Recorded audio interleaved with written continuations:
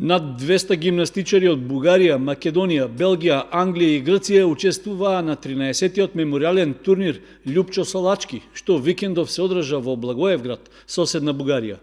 Тие се надпреваруваа во стандардните гимнастички дисциплини во машка и женска конкуренција. Меѓу нив, како представник од нашата земја, учествуваше и клубот за гимнастички спортови Кочани со двајца гимнастичари, предводени од тренерот Николче Колев.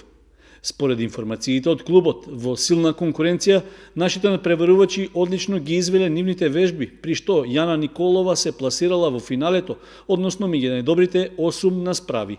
На крајот, на двовисински разбој, таа го зазела 5-то место, во прескок била 6-та, а во повеќе бој е 7-пласирана. Во машка конкуренција пак Антонио Јаношевиќ успеал да обезбеди пласман во финалето на разбој и во исклучително силна конкуренција од 42 надпреварувачи во неговата категорија го освоил 8-то место.